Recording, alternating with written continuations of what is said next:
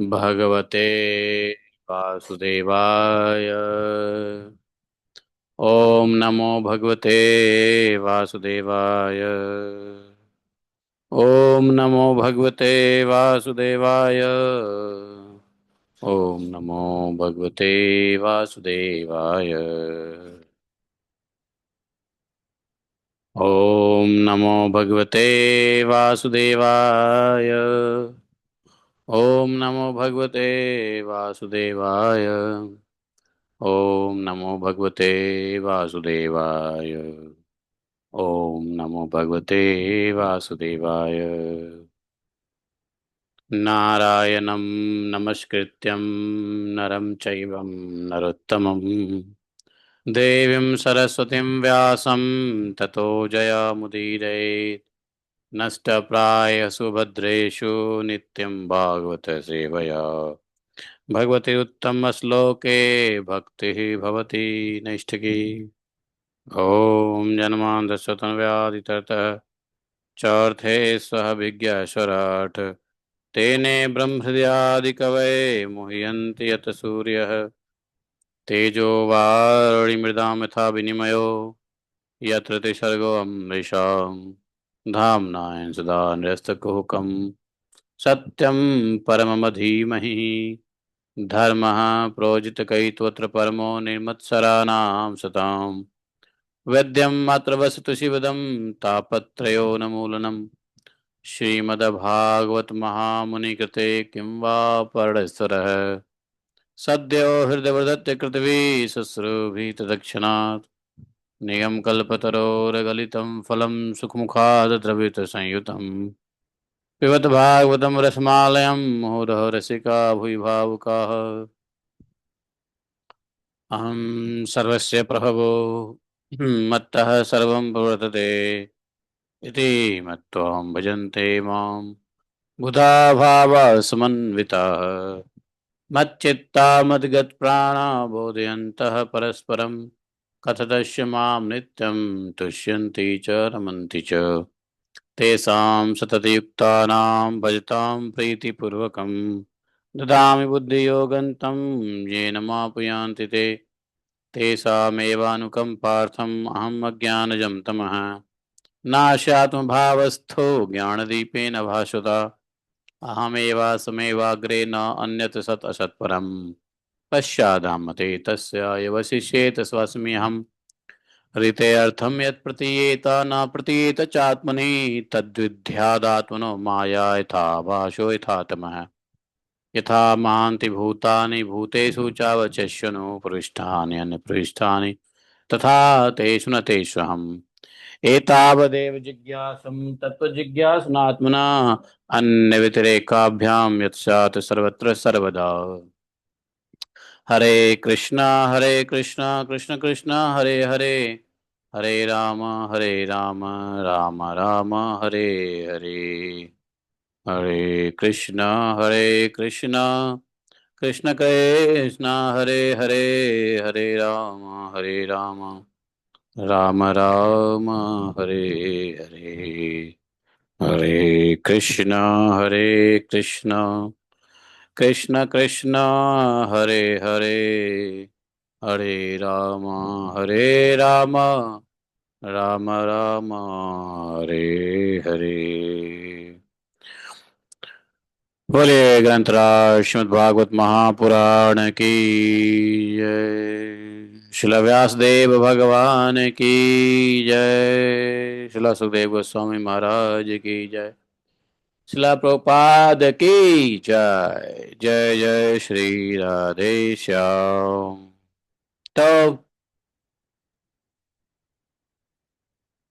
आज 18 अगस्त भाद्र पाद भाद्रपद कृष्ण पक्ष दशमी। कल है एकादशी है।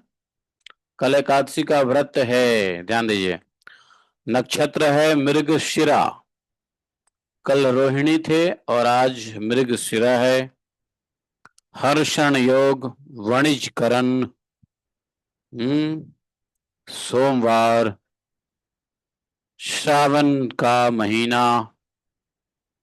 अमावस्यांत वालों के लिए, पूर्णिमांत वालों के तो भाद्रपद आ ही गया। मिथुन, सिंह, दक्षिणायन। वर्षा ऋतु अब मात्र 5 दिन के हैं बस। 5 दिन के बाद वर्षा ऋतु समाप्त हो जाएगा। तो क्या आएगा? शरद ऋतु। शरद ऋतु में भगवान के बहुत सारी लीलाएं हुई हैं।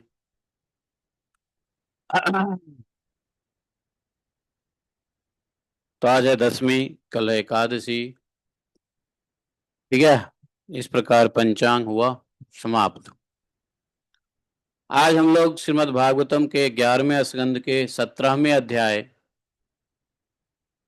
पढ़ेंगे। अथ सप्तदशो अध्याय, वर्णाश्रम धर्म का निरूपण किया जाएगा भगवान स्वयं, भगवान के द्वारा। हम लोगों ने भागवत में पहले ही सुन लिया था वर्णाश्रम धर्म और स्त्री धर्म और ये सब धर्म। हाँ, किसके द्वारा सुने थे? नारद जी के द्वारा। अब भगवान के द्वारा डायरेक्ट सुनो। उद्धव जी ने प्रश्न किया। उद्धव वाच, यस्त्वयाभिहितः पूर्वं धर्मस्त्वभक्तिलक्षणः वर्णाश्रमाचरतां सर्वेषां द्विपदामपि यथा अनुष्ठीयमानेन त्वयि भक्ति नृणां भवेत् स्वधर्मेणारविन्दक्ष तत् समाख्यातुमर्हसि पुरा किल महाबाहो धर्मं परमकं प्रभो यत्तेन हंसरूपेण ब्रह्मणे अभ्युत्थमाधव स इदानीं सुमहता कालेनामित्रकर्षण न प्रायो भविता मर्त्य लोके प्राग अनुशासितः वक्ता कर्ता वितान्यो धर्मस्याच्युतते भुवि सभायामपि वैरिच्यां यत्र मूर्तिधराः कलाः कर्त्रा वित्रा प्रवक्त्रा च भवता मधुसूदन त्यक्ते महीतले देव विनष्टं कः प्रवक्ष्यति। ॐ अज्ञानतिमिरान्धस्य ज्ञानाञ्जनशलाकया चक्षुरुन्मीलितं येन तस्मै श्रीगुरवे नमः। श्रीचैतन्यमनोभीष्टं स्थापितं येन भूतले स्वयं रूप कदा मह्यं ददाति स्वपदान्तिकम्। वन्देऽहं श्रीगुरोः श्रीयुत्पदकमलं श्रीगुरोर्वैष्णवांश्च श्रीरूपं साग्रजातं सहगणरघुनाथान्वितं तं सजीवं साद्वैतं सावधूतं परिजनसहितं श्रीकृष्णचैतन्यदेवं श्रीराधा कृष्णपादान् सहगणललिता श्रीविशाखान्वितांश्च। हे कृष्ण करुणा सिंधो दीनबंधु जगतपते गोपेश गोपिका कांतम राधा कांतम नमोस्तुते तप्त कांचन गौरांगी राधे वृंदावनेश्वरी वृषभानुसुते देवी प्रणमामि हरिप्रिये। वाञ्छाकल्पतरुभ्यश्च कृपा सिन्धुभ्येव च पतितानां पावनेभ्यो वैष्णवेभ्यो नमो नमः। हरे कृष्ण। आवाज आ रही है? उद्धव जी ने कहा, हरे बोल। उद्धव जी ने कहा, हे कमल नयन श्री कृष्ण, आपने पहले वर्णाश्रम धर्म का पालन करने वालों के लिए और जनरली सभी मनुष्य के लिए उस धर्म का उपदेश किया था जिससे आपकी भक्ति प्राप्त होती है। अब आप कृपा करके यह बतलाइए कि मनुष्य किस प्रकार से अपने धर्म का अनुष्ठान करे जिससे आपके चरणों में उसे भक्ति प्राप्त हो जाए। बहुत बड़ा प्रश्न किया है। पहले तो अपने वर्णाश्रम धर्म पालन करने के लिए जो भी मनुष्य मात्र के लिए जो आपने उपदेश किया था जिससे आपकी भक्ति प्राप्त होती है, वर्णाश्रम धर्म के पालन से भगवत भक्ति प्राप्त होती है। फिर भी मनुष्य किस प्रकार से अपने धर्म का अनुष्ठान करे जिससे आपके चरणों में उसकी भक्ति प्राप्त हो। हे माधव, हे केशव, पहले आपने हंस रूप से अवतार ग्रहण करके ब्रह्मा जी को अपने परम धर्म का उपदेश किया था। बहुत समय बीत जाने के कारण वह इस समय मर्त्यलोक में प्रायः बचा ही नहीं यह ज्ञान, क्योंकि आपको उसका उपदेश दिए भी तो बहुत दिन हुए।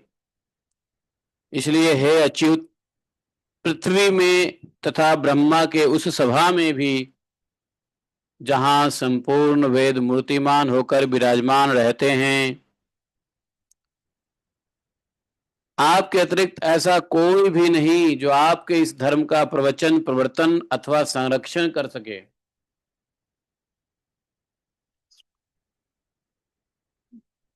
इस धर्म के प्रवर्तक, रक्षक और उपदेशक आप ही हैं। आपने पहले जैसे मधु दैत्य को मारकर वेदों की रक्षा की थी, वैसे ही अपने धर्म की भी रक्षा कीजिए। हे स्वयं प्रकाश परमात्मन, जब आप पृथ्वी तल से अपनी लीला समीट कर लेंगे, संवरण कर लेंगे, समीट लेंगे, अपनी लीला को समाप्त कर देंगे, तब तो इस धर्म का लोप हो जाएगा। तो फिर उसे कौन बताएगा। आप समस्त धर्मों के मर्मज्ञ हैं, इसलिए प्रभु आप उस धर्म का वर्णन कीजिए जो आपकी भक्ति प्राप्त कराने वाला है, और यह भी बतलाइए कि किसके लिए उसका कैसा विधि विधान है। सुखदेव जी कहते हैं, परीक्षित जी, जब इस प्रकार से स्पृष्ट स भगवान हरि, भगवान से इस प्रकार से जब पूछा, प्रश्न किया उद्धव जी ने, तब भगवान श्री कृष्ण ने अत्यंत प्रसन्न होकर प्राणियों के कल्याण के लिए उन्हें सनातन धर्म का उपदेश दिया। श्री भगवान उवाच, धर्म एष तव प्रश्नो नैहि श्रेयस्करो नृणाम् वर्णाश्रमाचारवतां तमुद्धव निबोध मे।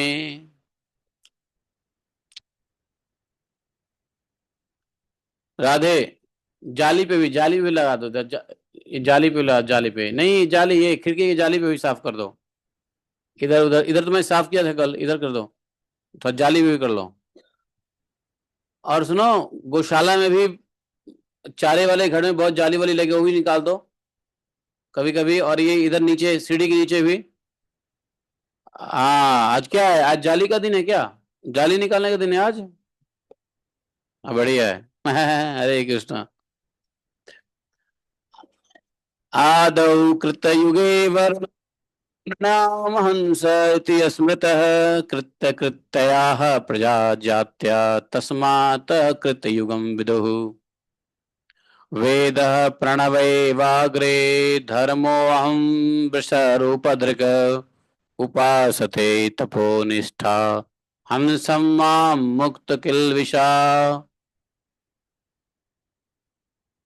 त्रेता मुखे महाभाग प्राणामे हृदयात्रयी विद्या प्रादुर्भूतस्या अहमासं त्रिमुन्मुख। देखो, भगवान ने कहा, प्रिय उद्धव, आपका प्रश्न धर्ममय है, क्योंकि इससे धर्म आश्रम वर्ण आश्रम धर्मी मनुष्यों को परम कल्याण स्वरूप मोक्ष की प्राप्ति होती है। हम लोगों ने पहले देखा कि वर्ण आश्रम का मतलब क्या है।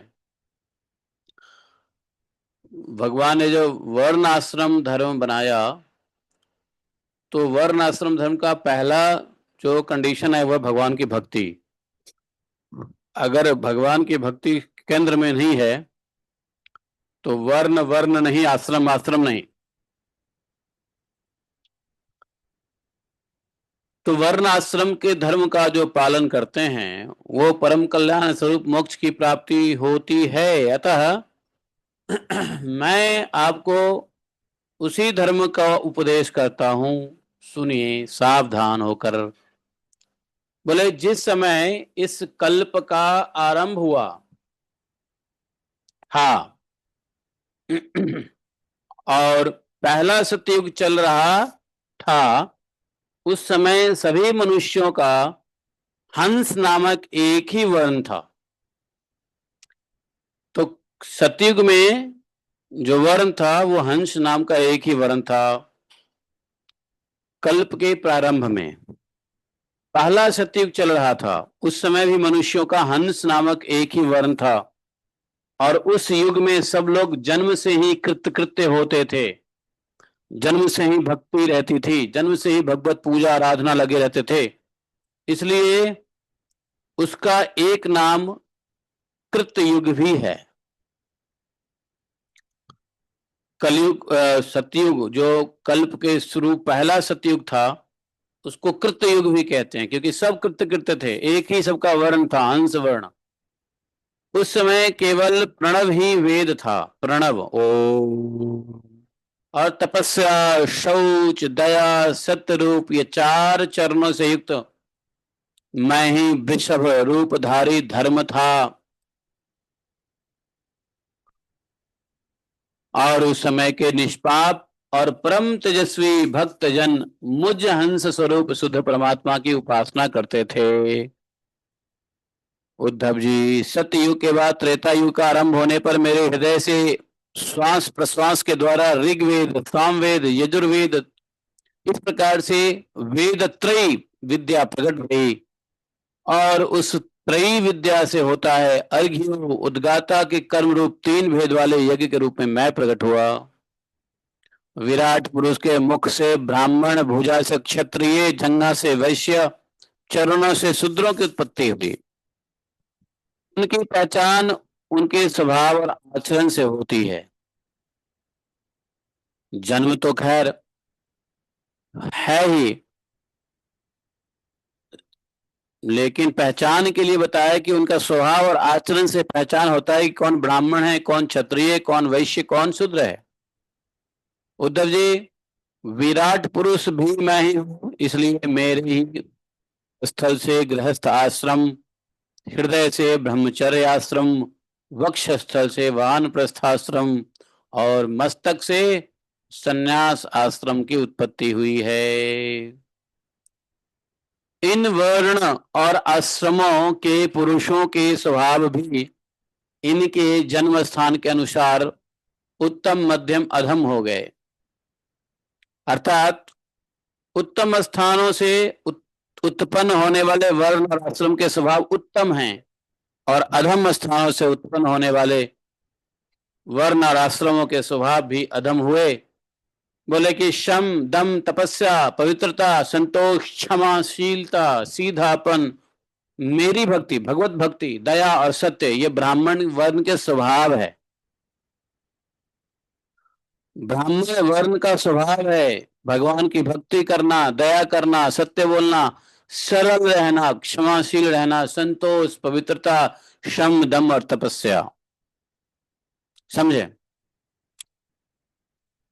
तेज, बल, धैर्य, वीरता, सहनशीलता, उदारता, उद्योगशीलता है, स्थिरता, ब्राह्मण की भक्ति, ऐश्वर्य, ये क्षत्रिय वर्ण के स्वभाव है। देखो, जो ब्राह्मण है वो भगवान के भक्ति करने का स्वभाव है, क्षत्रिय ब्राह्मण का भक्ति करेगा। समझे? अच्छा, तो वैश्य क्या करेगा? तो वैश्य के गुण समझो, वैश्य के गुण समझ लो, वैश्य के बारे में बताया भगवान। हाँ, तो क्षत्रिय समझ लिया। क्षत्रिय क्या होता है? तेज, बल, धैर्य, वीरता, सहनशीलता, उदारता, मेहनती, स्थिरता, और ब्राह्मण की भक्ति और ऐश्वर्य, ये क्षत्रिय का स्वभाव है। क्षत्रिय ऐश्वर्यशाली हो सकते हैं, राजा और अन्य। ब्राह्मण को ऐश्वर्य की इच्छा भी नहीं करनी चाहिए। बोले कि आस्तिकता, दानशीलता, दंभहीनता, ब्राह्मणों की सेवा करना और धन संचय से संतुष्ट न होना, ये वैश्य वर्ण के स्वभाव है। वैश्यों के लिए भगवान ने कहा है कि वैश्य को धन संचय से कभी संतुष्ट नहीं होना चाहिए। वैश्य जितना धन आए उसे और ज्यादा प्राप्त करने की कोशिश करते रहना चाहिए। धन संचय से संतुष्ट जो हो गया वो फिर वैश्य नहीं है, ब्राह्मण हो गया।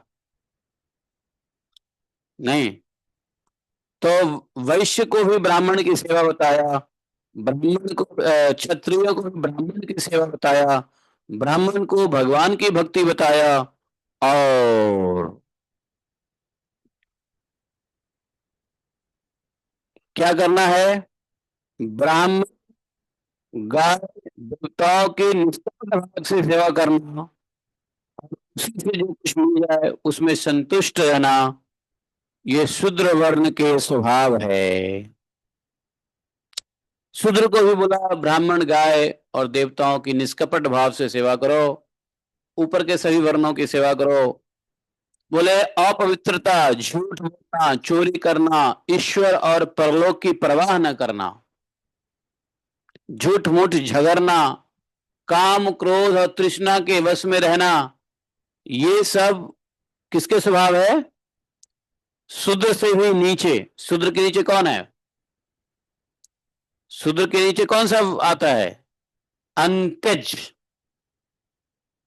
अंत्यज जो होता है वो अपवित्र रहेगा। शूद्र अपवित्र नहीं रहता है, ध्यान देना। शूद्र को पवित्र रहना है, शूद्र को झूठ नहीं बोलना है, शूद्र को चोरी नहीं करना है। शूद्र भी डरता है ईश्वर और परलोक से, ब्राह्मण की सेवा करेगा, पवित्र रहेगा। शूद्र, शूद्र वर्ण जो है पवित्र वर्ण हो है। पवित्र नहीं रहेगा तो ब्राह्मण, गाय और देवता की सेवा कैसे करेगा? और बाकी के वर्णों की सेवा कैसे करेगा? लेकिन जो शुद्ध नहीं है, जो अपवित्र है, झूठ बोलते हैं, चोरी करते हैं, ईश्वर और परलोक की परवाह नहीं करते हैं, झूठ मूठ झगड़ते हैं, काम क्रोध एवं तृष्णा के वश में रहते हैं, ये अंत्यज के स्वभाव है। अंत्यज मतलब अंतोगत्या, इनको त्यज दो, त्याग दो, अंत्यज है। नहीं, ये पांचवा वर्ण है। चार वर्ण तो भगवान ने बनाए, लेकिन चार वर्ण के अलावा जितने बदमाश हैं सब अंत्यज आते हैं। ये वर्ण है ही नहीं, ये अंत्यजों का स्वभाव है। अंत्यज, यमन, वमन, ये सब अंत्यज हैं, है कि नहीं? अपवित्र रहते हैं, झूठ बोलते हैं, चोरी करते हैं, चोरी करने में उनको शर्म नहीं आती है, ईश्वर परलोक की परवाह नहीं करते हैं, झगड़ते रहते हैं झूठे मूठे, काम क्रोध तो भरा ही रहता है, तृष्णा नहीं, ये सब अंत्यज के स्वभाव हैं। चार वर्ण में तो शूद्र तो भगवान के बनाए हुए वर्ण हैं। तो आजकल जो कहते हैं ना शूद्र शूद्र, ये शूद्र शूद्र का भी बड़ी, आजकल तो ब्राह्मण भी शूद्र से गया गुजरा है। कलयुग में जो वास्तव में शूद्र वर्ण के डेफिनेशन है उसमें तो कलयुग के ब्राह्मण भी नहीं टिकते। सभी ब्राह्मण की बात नहीं कर रहा हूं, लेकिन मोस्ट ऑफ द ब्राह्मण भी जो कली काल में फॉलन है, गिरे हुए हैं, वो शूद्र से भी गए गुजरे हैं। शूद्र को तो फिर भी लॉयल रहना है, अपने स्वामी का भक्त रहना है। शूद्र को सभी तीनों वर्णों की सेवा करना है, ब्राह्मण, क्षत्रिय, वैश्य। और सेवा करने का शूद्र का पहला धर्म है, जिस ये यहां सेवा करे लॉयल हो। लॉयल क्या बोलेंगे उसको, लॉयल को हिंदी में? ईमानदार, स्वामी भक्त।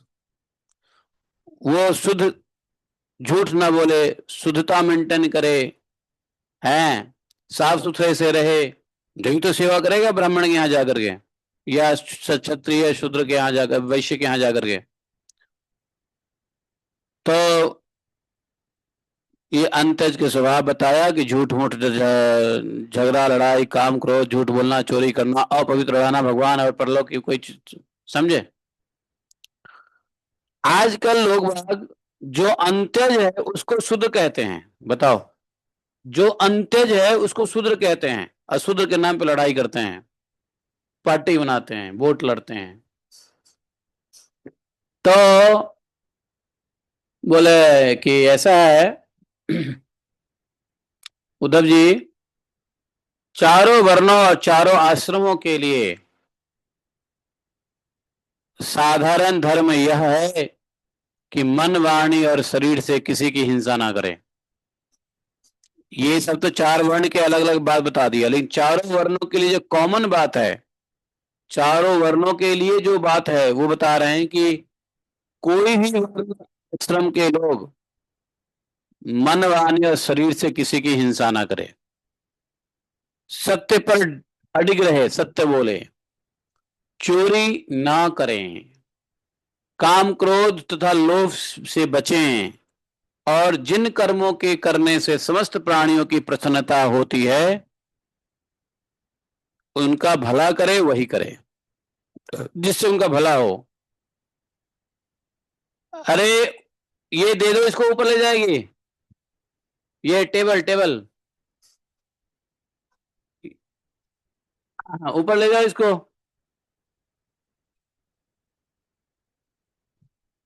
हाँ, तो बोले टेबल फैन दे दो, ऊपर दे।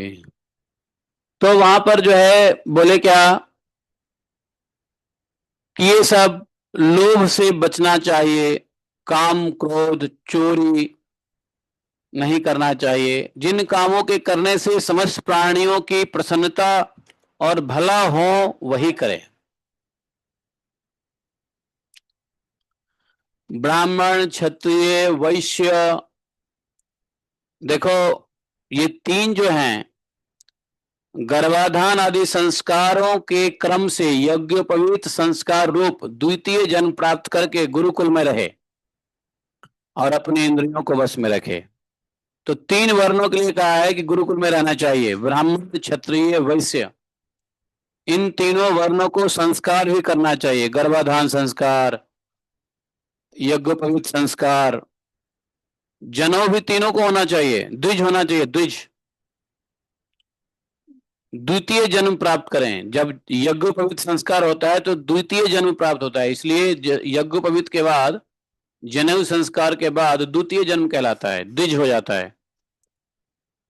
और क्या करें, गुरुकुल में रहे और अपनी इंद्रियों को वश में रखें,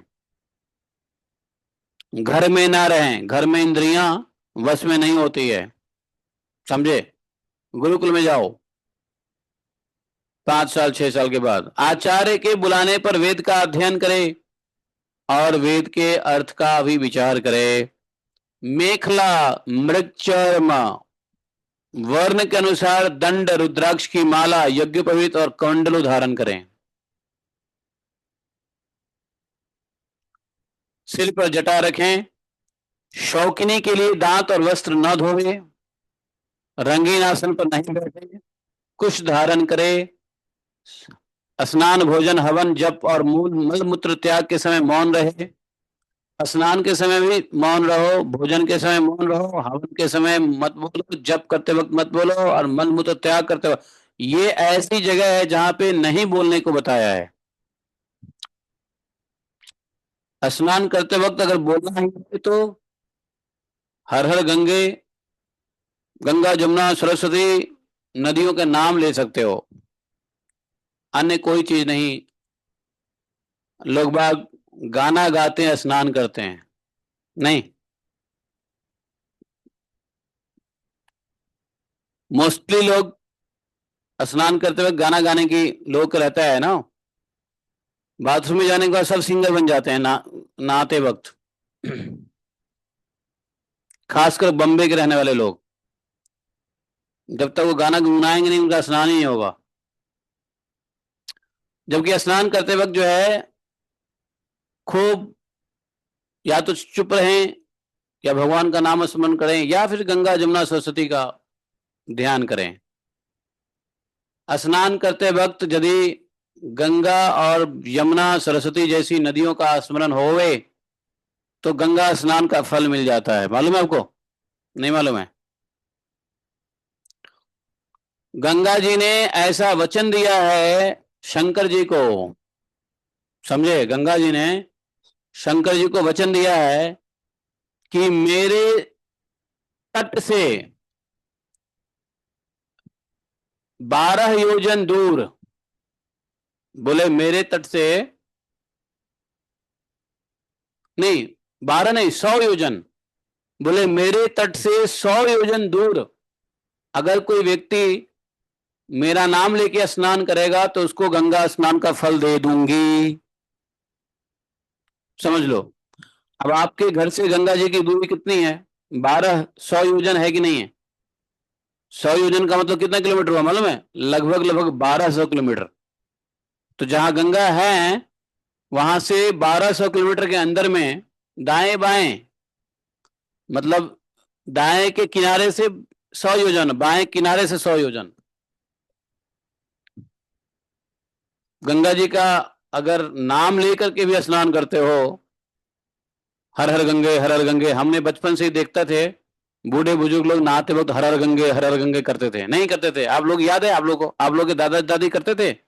दादी तो छोड़ो, दादा और नाना जी लोग करते थे कि नहीं करते थे? हर हर गंगे। और ठंड, अगर ठंड हो स्नान हो, हर हर गंगे हर हर गंगे हर हर गंगे हर हर गंगे है कि नहीं? तो हरि का भी नाम याद हो गया और गंगा जी का नाम याद हो गया, हर हर गंगे, है कि नहीं? तो गंगा जी ने वचन दिया हुआ है, इसलिए आप लोग ध्यान दो। गंगा नदी के 100 योजन दूर के आसपास के लोगों को ये फायदा मिल जाएगा। अब आप कहोगे 100 योजन से दूर रहने वाले लोगों का क्या होगा? तो उसके लिए गंगा जी जाने और शिव जी जाने, हमको क्या पता, है कि नहीं?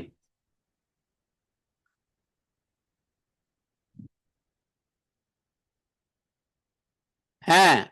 भोजन करते वक्त भी नहीं बोले, मौन रहें। हवन करते वक्त सिर्फ हवन पे ध्यान दे, मंत्र पे ध्यान दे। जप करते वक्त भी मंत्र पे ध्यान देना चाहिए। मल मूत्र त्याग करते वक्त मालूम है बोलना तो नहीं चाहिए, लेकिन मल मूत्र त्याग करने के समय दांत के बीच में गैप नहीं रहना चाहिए। ध्यान दो इस बात को। दांत के ऊपर दांत को टाइट कर लो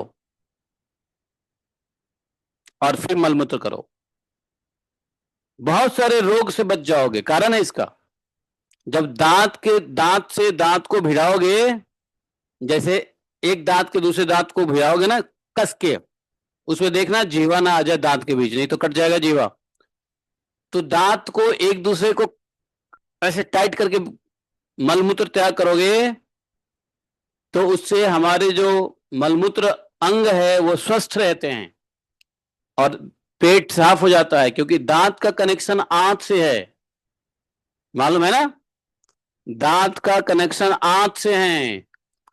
जब बच्चों को दांत आता है तो क्या होता है? पेट झरता है, नहीं लूज मोशन होता है।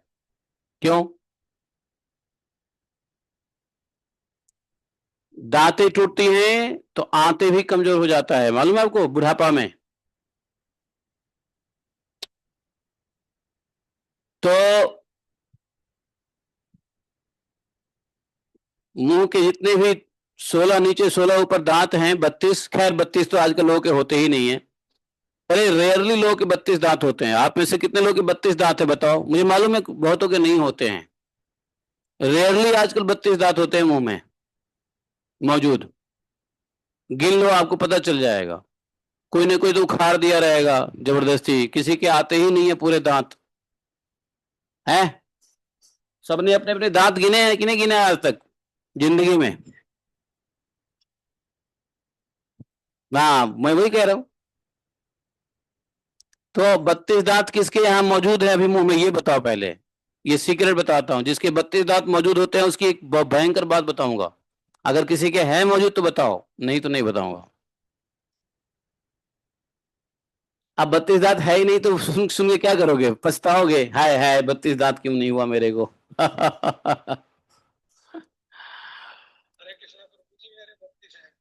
आपकी 32 दांत हैं, तो हम आपकी गिनती करेंगे उसके बाद बताएंगे। 32 दांत मौजूद हैं सुरेश्वर प्रभु के, ठीक है, बहुत बढ़िया। सूरसेन प्रभु, 32 दांत, तो 32 दांत देखो ना अभी, 22-23 लोग हैं जिसमें एक आदमी को मिला 32 दांत, और एक मैं भी हूं जो 32 दांत मौजूद है मेरे पास। मेरे 32 दांत मौजूद हैं एज इट इज। ज्यादा दिन नहीं रहने वाले हैं, 50-60 साल 70 साल और रहेगा, उसके बाद चला जाएगा। तो दांत पे दांत बिठाओ, मल मूत्र त्याग करते वक्त बोलना नहीं है। रहता है। हाँ, 32 दांत जिसको होते हैं ना उसकी बुद्धि अच्छी होती है। उसकी बुद्धि दांत कंट्रोल करता है, दांत, समझे? 32 दांत होने का मतलब है अकल दांत होता है उसमें, अकल दांत है कि नहीं? तो कलयुग में जैसे आगे बढ़ोगे ना, तो 32 दांत भी खत्म हो जाएंगे, नहीं रहेंगे। 32 दांत होने का मतलब होता है स्वास्थ्य भी बढ़िया, इसका असर स्वास्थ्य भी होता है। 32 दांत होते हैं ना, हर दांत का अलग अलग अंगों से स्वास्थ्य निर्धारित होती है। तो 32 दांत अगर है तो ऑलमोस्ट आप हेल्दी रह सकते हो। अब किसी के 32 दांत है ही नहीं तो क्या करें? तो इनका संबंध जो है स्वास्थ्य से है, सभी अंगों से है।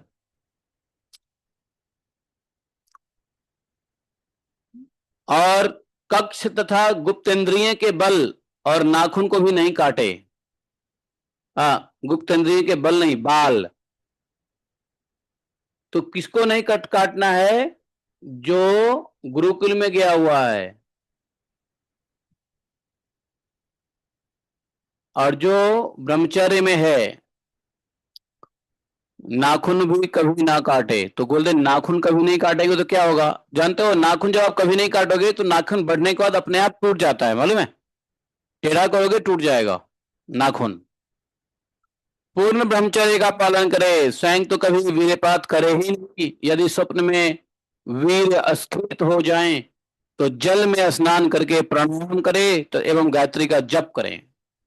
ब्रह्मचारी को पवित्रता के साथ एकाग्रचित होकर अग्नि, सूर्य, आचार्य, गौ, ब्राह्मण, गुरु, वृद्ध जन और देवताओं की उपासना सेवा करनी चाहिए। सेवा ही उपासना है, उपासना ही सेवा है। इसलिए सायंकाल और प्रातः काल मौन होकर संध्या उपासन करें, गायत्री का जप करें। आचार्य को मेरा ही स्वरूप समझें। यहाँ पे भगवान ने क्या कहा है 27वें श्लोक में? आचार्य को मेरा ही स्वरूप समझे। आचार्यम माम बीजानीयान नावमन्येत करचित न मर्त्य बुद्धया सुवे सर्वदेव मयो गुरु। आचार्यों को मेरा स्वरूप समझे, कभी उनका तिरस्कार न करें, उन्हें साधारण मनुष्य समझकर दोष दृष्टि नहीं आरोपित करें, क्योंकि गुरु सर्वदेवमय होते हैं। सायंकाल और प्रातःकाल दोनों समय जो कुछ भिक्षा में मिले उसे लाकर पहले गुरुदेव को आगे रख दें। केवल भोजन ही नहीं, जो कुछ हो सब। ऐसा नहीं कि भोजन ही सिर्फ रखेंगे और सोना मिल गया भिक्षा में तो सोना खुद रख लेंगे, नहीं। भिक्षा में जो कुछ मिला सब कुछ गुरु जी को दे दें। उसके बाद उनकी आज्ञा के अनुसार बड़े संयम से भिक्षा आदि का यथोचित उपयोग करें।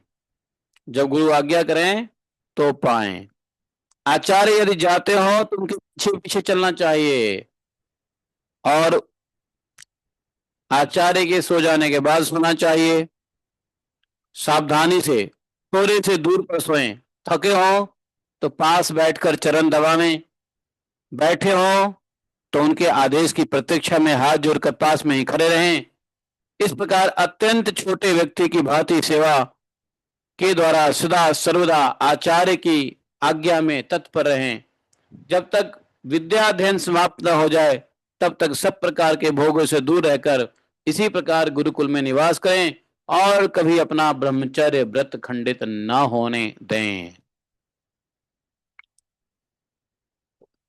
यदि ब्रह्मचारी का विचार हो कि मैं मूर्तिमान वेदों के निवास स्थान ब्रह्मलोक में जाऊं, तो ऐसे ब्रह्मचारी को आजीवन नैष्ठिक ब्रह्मचर्य व्रत ग्रहण कर लेना चाहिए और वेदों के स्वाध्याय के लिए अपना सारा जीवन आचार्य की सेवा में समर्पित कर देना चाहिए। ऐसा ब्रह्मचारी सचमुच ब्रह्म तेज संपन्न हो जाता है, उसके सारे पाप नष्ट हो जाते हैं। ब्रह्मचारी को चाहिए कि अग्नि, गुरु और शरीर और समस्त प्राणियों में मेरा ही उपासना करे और यह भाव रखे कि मेरे और सबके हृदय में एक परमात्मा विराजमान है। ब्रह्मचारी, वानप्रस्थ और सन्यासियों को चाहिए कि वे स्त्रियों को देखना, स्पर्श करना, स्त्रियों से बातचीत करना या हंसी मस्करी आदि करना दूर से ही त्याग दे। ब्रह्मचारी, वानप्रस्थ और सन्यासी, गृहस्थ क्यों नहीं? गृहस्थ भी ऐसा करे, क्या दिक्कत है उसमें? और यदि कोई प्राणी मैथुन कर रहा हो तो उसको देखे तक नहीं, दृष्टिपात न करें। उद्धव जी, शौच, आचमन, स्नान, संध्योपासन, सरलता, तीर्थ सेवन, जप, समस्त प्राणियों में मुझे ही देखना, मन, वाणी और शरीर का संयम, यह ब्रह्मचारी, गृहस्थ, वानप्रस्थ और सन्यासी सभी के लिए एक सा नियम है। शौच, शुद्ध रहना, आचमन करना, स्नान, संध्योपासन, सरलता, तीर्थ सेवन, जप, समस्त प्राणियों में मुझे ही देखना, मन, वाणी और शरीर का संयम, यह सब सबके लिए है।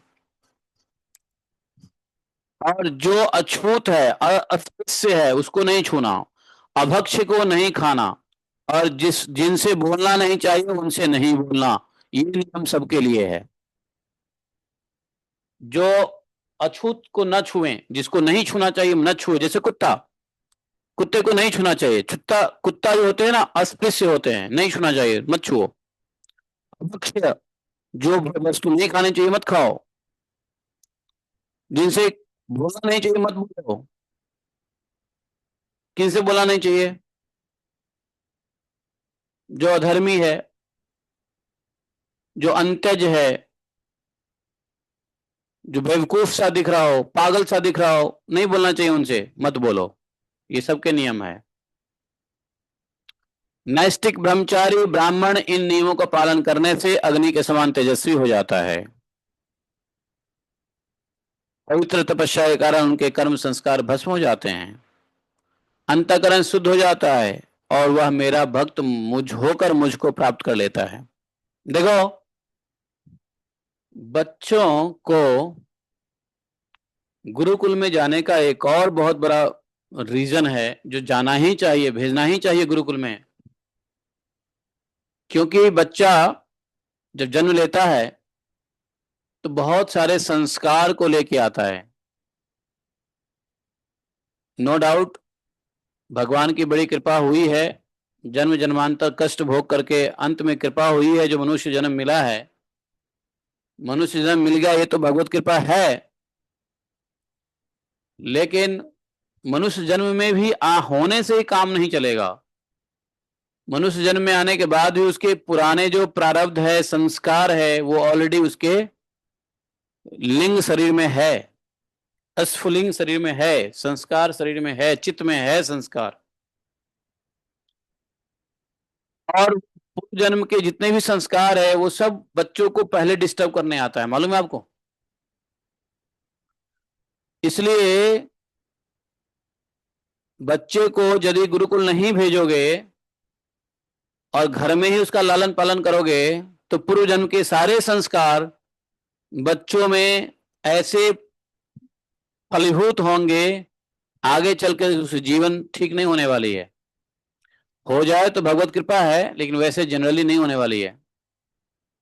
इसलिए गुरुकुल में भेजते हैं ताकि वो ब्रह्मचर्य से रहता है, तप करता है, वेद अध्ययन करता है, शास्त्र पढ़ता है, गुरु की आज्ञा में रहता है, तो पुराने संस्कार भी उसको कुछ नहीं बिगाड़ पाएंगे।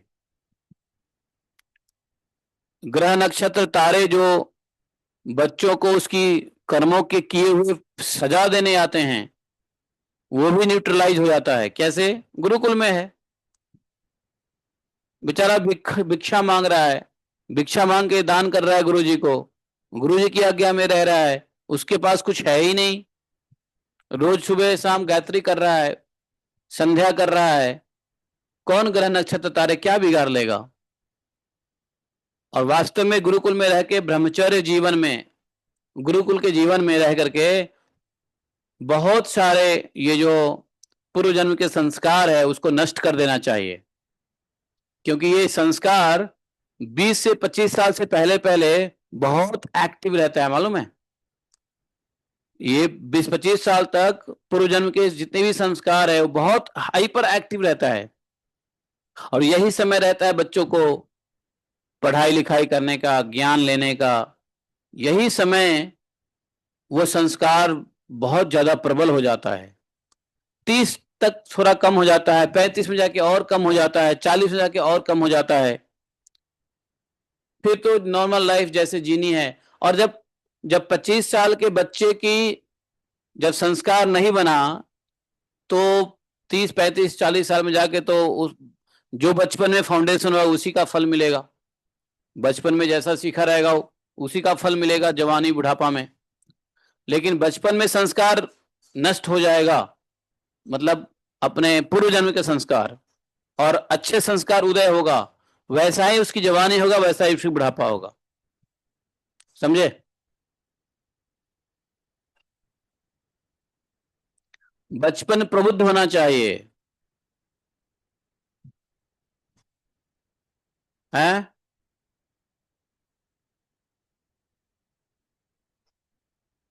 बचपन प्रबुद्ध, जवानी बुद्ध, और बुढ़ापा शुद्ध। समझे? एक कहावत है, बचपना प्रबुद्ध।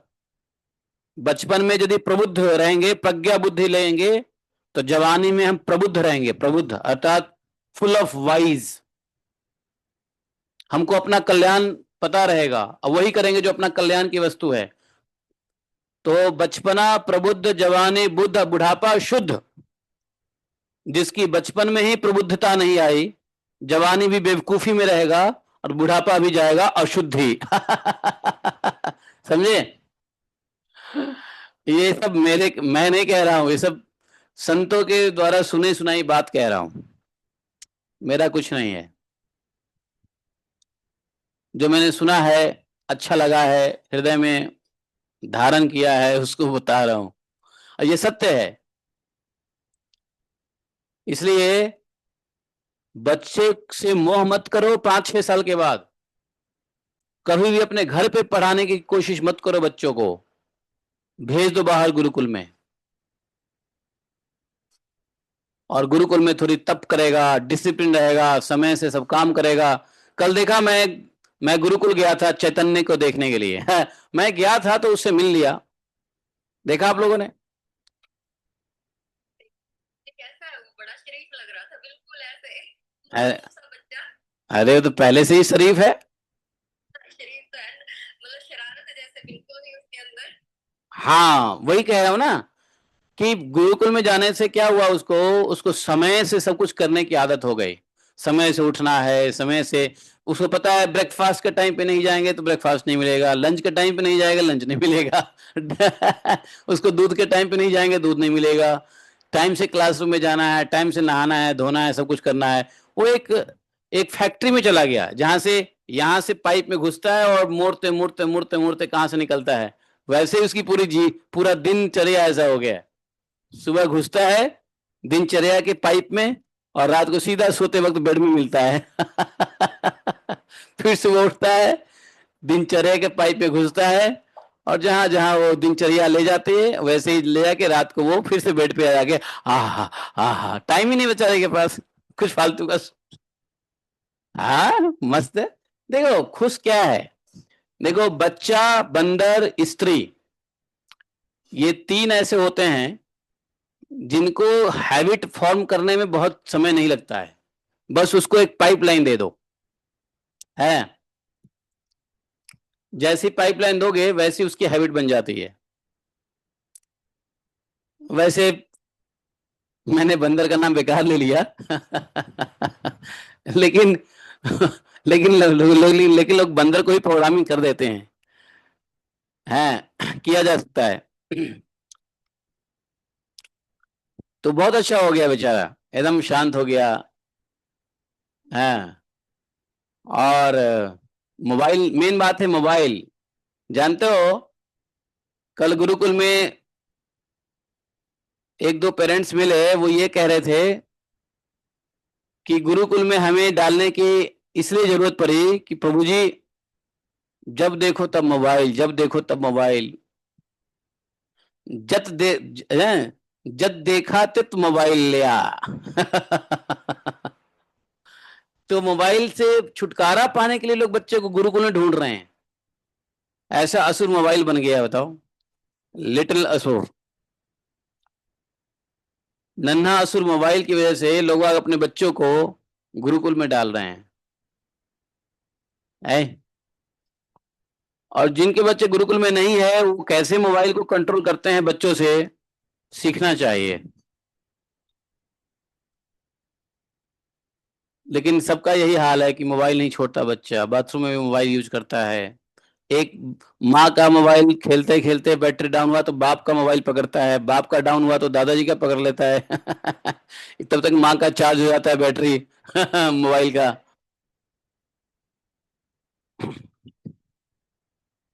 हम्म। लो, लो। तो ये जो लिटिल कृष्णा तो बनाया लोगों ने, लेकिन लिटिल डीमोन भी बन गया मोबाइल है। लिटिल कृष्णा तो बच्चे ने छोड़ दिया, लेकिन लिटिल डीमोन को पकड़ लिया। तो बहुत जरूरी है बच्चे को गुरुकुल में सिर्फ मोबाइल से छुटाने के लिए नहीं, बल्कि पूर्व जन्म के संस्कार को जलाने के लिए भी गुरुकुल में जाना चाहिए। यस, लिखा हुआ है कि इस प्रकार से उसके कर्म जल जाते हैं ब्रह्मचर्य के पालन से। घर में रह के ब्रह्मचर्य का पालन नहीं हो सकता है। माता पिता के साथ रह के ब्रह्मचर्य का क्या पालन होगा?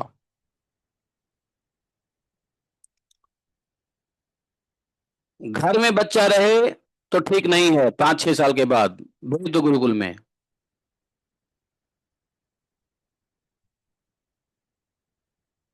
घर में काम के प्रमाण घूमते रहते हैं, इसलिए बच्चों को भी ब्रह्मचर्य में दिक्कत होती है।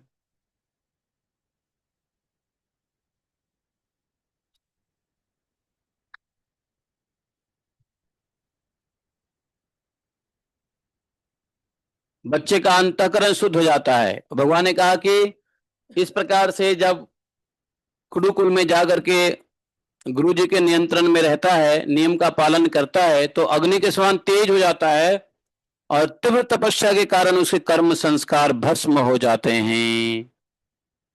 तीव्र तपस्या के कारण अंतःकरण शुद्ध हो जाता है और गुरुकुल से ही भक्ति प्रारंभ हो जाती है। उद्धव जी, यदि नैष्ठिक ब्रह्मचर्य ग्रहण करने की इच्छा नहीं हो, मान लो बच्चे सब गुरुकुल में गए और नैष्ठिक ब्रह्मचर्य नहीं लेना है, तो कहा कि गृहस्थ आश्रम में प्रवेश करना चाहते हैं तो विधि पूर्वक वेद के स्टडी को समाप्त करके आचार्य को दक्षिणा दे दो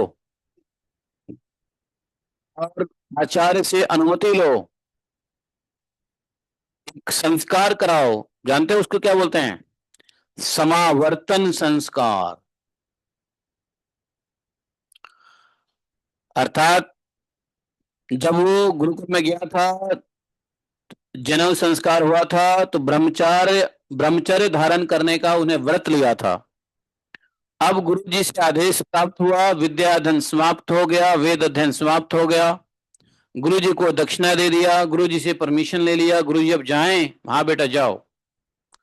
तो घर पे आने के बाद, गुरुकुल से जो घर पे आओगे तो एक समावर्तन संस्कार होता है, अर्थात इसको कहते हैं ग्रेजुएटिंग सेरेमनी, कि आप स्नातक बन गए और अब ब्रह्मचर्य आश्रम को छोड़ रहे हैं, समझे। ब्रह्मचारी को चाहिए ब्रह्मचर्य आश्रम के बाद गृहस्थ, ऐसे ब्रह्मचारी जो समावर्तन संस्कार कर चुके हों वो क्या करें, गृहस्थ में प्रवेश करें।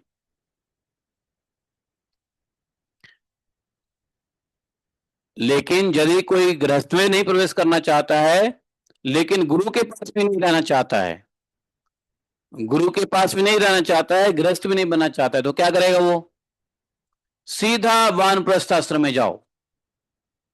हाँ, घूमते रहो। यदि ब्राह्मण हो तो सन्यास भी ले सकते हो, ब्राह्मण के अलावा और किसी को भी सन्यास लेने का अधिकार नहीं।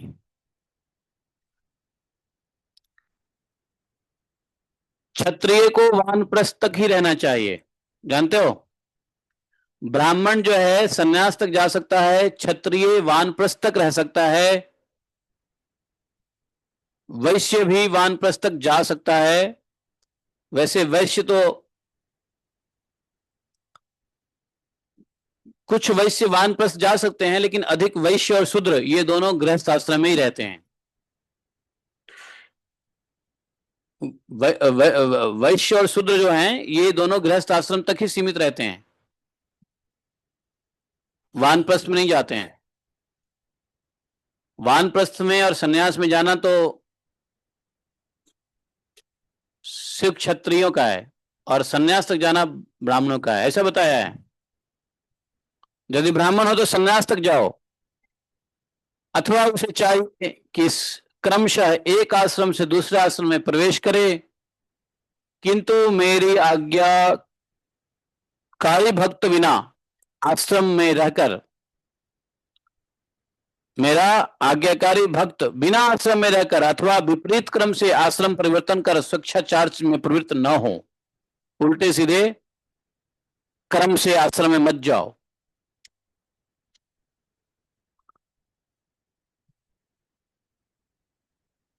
बिना आश्रम में तो रहना ही नहीं है, आश्रम में रहना है। विपरीत क्रम से भी आश्रम परिवर्तन नहीं करना है, कि ये कि कोई पहले वानप्रस्थ ले लिया फिर गृहस्थ बन जाएंगे, नहीं, गलत हो जाएगा। विपरीत क्रम का मतलब है कि वानप्रस्थ से गृहस्थ आ जाना या सन्यासी से गृहस्थ बन जाना, तो ये सब विपरीत आचरण है, ऐसा नहीं करना चाहिए। तो किसी भी आश्रम में रहना चाहिए और भक्ति करनी चाहिए।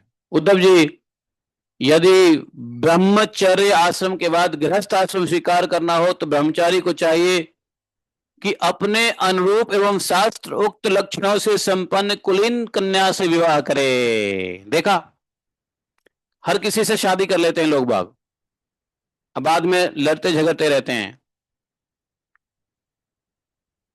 अब गुरुकुल में गया बेचारा, ज्ञान हो गया है, तो तो कैसे कन्या से विवाह करे, अपने अनुरूप शास्त्रोक्त लक्षणों से संपन्न। अपने अनुरूप का मतलब यहाँ पे क्षत्रिय है तो क्षत्रिय से करे, ब्राह्मण है तो ब्राह्मण से करे, शुद्ध है तो शुद्ध से करे, बनिया है तो बनिया से करे, अपने अनुरूप। ये नहीं कि यहाँ पे अपने अनुरूप का ये मतलब है नहीं कि हमको जो पसंद है उसी से कर लेंगे, नहीं। अपने अनुरूप मतलब अपने व्यवस्था के अनुरूप। यदि आप गरीब हैं तो अमीर से ना करो, अमीर हो तो गरीब से मत करो। यस, आप पढ़े लिखे हो तो मूर्ख से मत करो, और मूर्ख हो तो पढ़े लिखे से विवाह मत करो, समझे। तो अपने अनुरूप और शास्त्रोक्त लक्षणों से संपन्न कुलीन कन्या से विवाह करे। कुलीन कन्या मतलब अच्छे कुल खानदान की कन्या। वह अवस्था में अपने से छोटी होनी चाहिए, हाँ, बड़ी नहीं होना चाहिए, लड़की बड़ी नहीं होनी चाहिए, अवस्था में छोटी हो, और अपने ही वर्ण की होनी चाहिए। भगवान ने आदेश दिया है अपने ही वर्ण की होनी चाहिए, अवस्था में छोटी होनी चाहिए।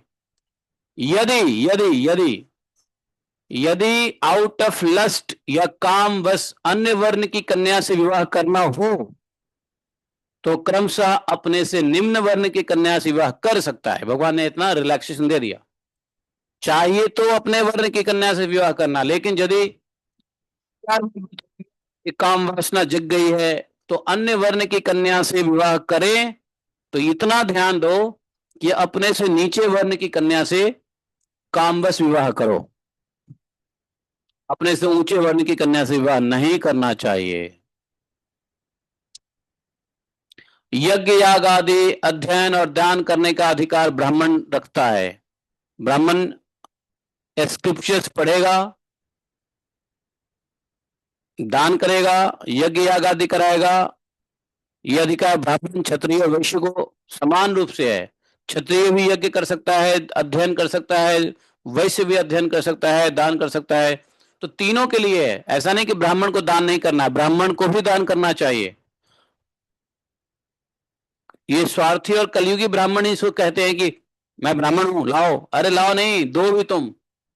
तो ब्राह्मण को दान भी करना चाहिए, ये नहीं कि ब्राह्मण है तो। वैसे ब्राह्मण कंजूस होते हैं जन्म से ही। ब्राह्मणों को माता लक्ष्मी का बड़ा श्राप है कि जा तुम मन से दरिद्र हो जा, दरिद्र हो जा। तो दरिद्र होने का मतलब ये नहीं है धन से दरिद्र। ब्राह्मण के पास धन होता ही नहीं है तो क्या दरिद्र होगा? बोले मन से दरिद्र हो जा, जा। तो यदि धन भी हो जाए तो लक्ष्मी जी की श्राप है। ब्राह्मण दान नहीं देता, मालूम है, ज्यादातर कलयुगी ब्राह्मण। ये ब्राह्मण के लक्षण है, दान नहीं देगा। दान ले लेगा, दूसरे का खा लेगा, दूसरे को खिलाएगा नहीं। खाने का अधिकार दिखाएगा लेकिन खिलाने का कर्तव्य नहीं पालन करेगा। ऐसा नहीं है। ब्राह्मण को दान लेना है तो देना भी है, अध्ययन करना है तो अध्यापन कराना भी है, यज्ञ याग आदि करना है तो यज्ञ याग आदि कराना भी है। क्षत्रिय को भी ऐसा ही करना है, लेकिन क्षत्रिय वैश्य को दान लेना नहीं चाहिए, सिर्फ दान देना चाहिए। ब्राह्मण दान ले सकता है और दान दे सकता है, परंतु दान लेना, पढ़ाना, यज्ञ कराना ये अधिकार केवल ब्राह्मण को है। ये भगवान ने कह दिया है। दान लेना, पढ़ाना और यज्ञ कराना ये सिर्फ ब्राह्मणों का अधिकार है, और कोई व्यक्ति ना पढ़ाए न यज्ञ कराए। ब्राह्मण को चाहिए कि इन तीनों वृत्तियों में प्रतिग्रह अर्थात दान लेने की वृत्ति को तपस्या, तेज और यश का नाश करने वाली समझकर पढ़ाने और यज्ञ कराने के द्वारा ही अपना जीवन निर्वाह करें। भगवान ने कह दिया ब्राह्मण को क्या करना चाहिए? दान लेने की वृत्ति छोड़ देना चाहिए। दान जो ब्राह्मण लेता है उसकी तपस्या, तेज और यश नाश हो जाता है। भगवान ने कहा है दान लेने से तपस्या, तेज सब नाश हो जाता है। अगर दान ब्राह्मण को आ जाए तो तुरंत दे देना चाहिए, दूसरे को दान कर देना चाहिए।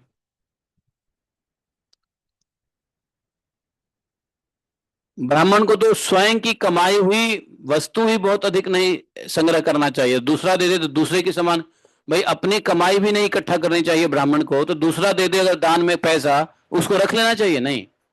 अगर कोई दान देता है तो ले लो, लेकिन तुरंत उसको खर्च दो, तुरंत उसको दान दे दो। दाएं से लो बाएं दो, बाएं से लो तो दाएं दे दो। क्योंकि दान लेने की जो प्रवृत्ति होती है ब्राह्मण के तेज को नाश करता है, तेज को, तपस्या को, यश को नाश करता है। इसलिए भगवान कह रहे हैं कि ब्राह्मण को सिर्फ पढ़ाने और यज्ञ कराने के द्वारा ही अपना जीवन निर्वाह करना चाहिए। ब्राह्मण को पढ़ाना चाहिए, पढ़ाओ। यदि इन दोनों वृत्ति में भी दोष दृष्टि हो, मान लो अगर पढ़ाने और यज्ञ कराने से जीवन निर्वाह नहीं होता है, तो परालंबन, दीनता आदि दोष दिखते हो, तो अन्न कटने के बाद खेत में पड़े हुए दाने बीनकर ही अपना जीवन का निर्वाह कर ले। उद्धव जी, ब्राह्मण का शरीर अत्यंत दुर्लभ है, इसलिए यह इसलिए नहीं है कि इसके द्वारा तुच्छ विषय भोग ही भोगे जाएं। इतना दुर्लभ शरीर है ब्राह्मण शरीर। अब पूरे संसार में देखो, ब्राह्मणों की संख्या देखो कितनी होती है, ब्राह्मण की छोटी सी संख्या होगी, समझे? बहुत अधिक संख्या नहीं होती ब्राह्मणों की। 100 गांव में शायद 1-2 गांव ब्राह्मणों की होती है। आज भी यही हाल है, ऐसा नहीं, आज भी यही हाल है। अगर किसी गांव में जाओगे तो ब्राह्मण के 20 घर दिखेंगे, बाकी तो हजारों घर दिख जाएंगे। तो यहाँ भगवान ने कहा कि ब्राह्मणों की संख्या बहुत कम होती है, क्योंकि ब्राह्मण का शरीर अत्यंत दुर्लभ है। और ऐसे दुर्लभ शरीर में रह करके भी कोई ब्राह्मण यदि भगवान की भक्ति ना करे और सिर्फ विषय भोग में ही लगे रहें, उसके लिए ब्रह्मा जी स्वयं रोते हैं। बताओ, रेयर शरीर, एक तो मनुष्य रेयर है, रेयर मनुष्य शरीर में भी ब्राह्मण के शरीर में तुम उत्पन्न हुए हो, ब्राह्मण के शरीर से उत्पन्न होते हो, और फिर भी तुच्छ विषय वस्तु भोग रहे हो, अपने धर्म का पालन नहीं कर रहे, भगवान की भक्ति नहीं कर रहे हैं, तो यह तो जीवन पर्यंत कष्ट भोगने, तपस्या करने और अंत में अनंत आनंद स्वरूप मोक्ष की प्राप्ति करने के लिए है ब्राह्मण शरीर। ब्राह्मण का शरीर क्या है मालूम है? बोले कि आजीवन कष्ट भोगना, ब्राह्मण को आजीवन कष्ट भोगना चाहिए, ब्राह्मण को सुख ही नहीं रहना चाहिए, तपस्या करते रहना चाहिए। तपस्या में क्या है? कष्ट ही होता है। और अंत में अनंत आनंद स्वरूप मोक्ष की प्राप्ति करना चाहिए। बोले कि ब्राह्मण को कष्ट क्यों भोगना चाहिए? बोलो, ब्राह्मण का एक धर्म क्या है? भगवान की भक्ति करना। तो भक्ति वास्तव में तब होती है जब जीवन में कष्ट होता है। जीवन यदि झींगा लाला रहेगा तो भक्ति नहीं होती है,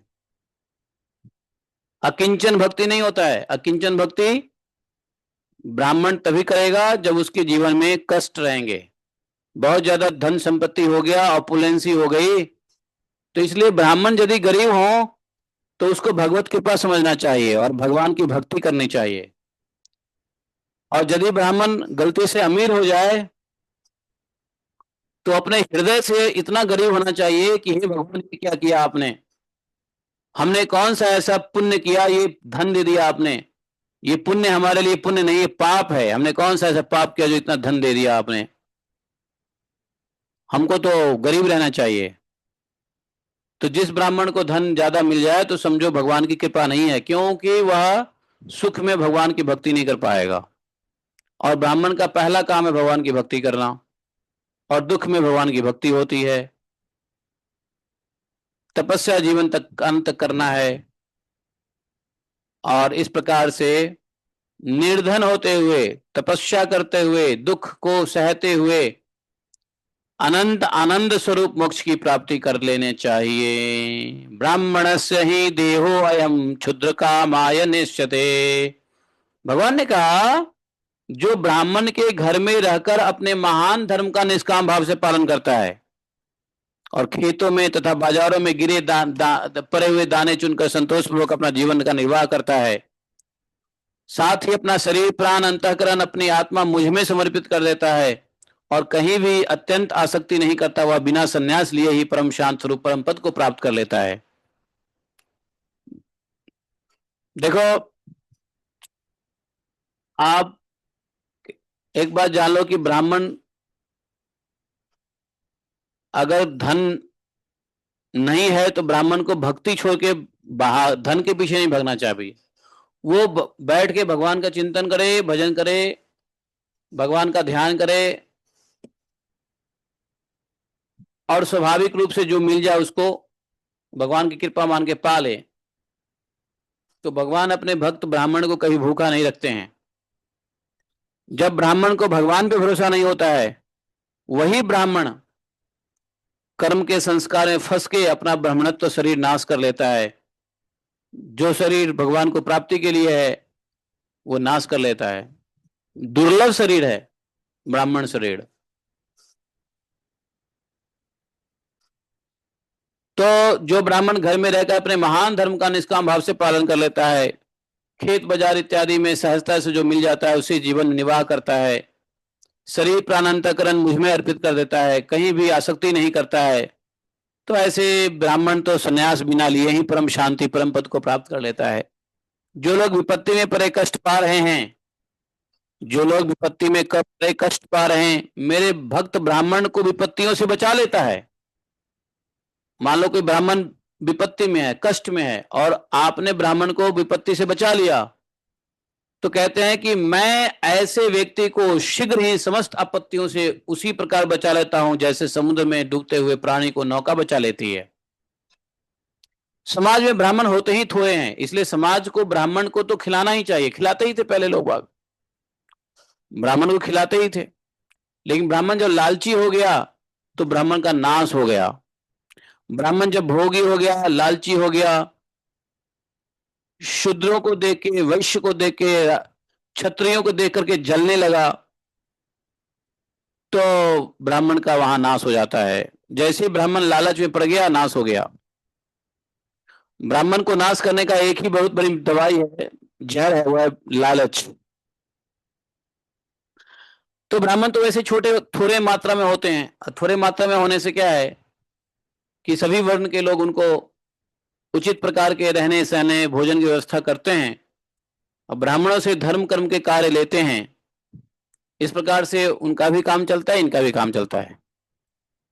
तो जो लोग विपत्तियों से ब्राह्मण को बचा लेते हैं,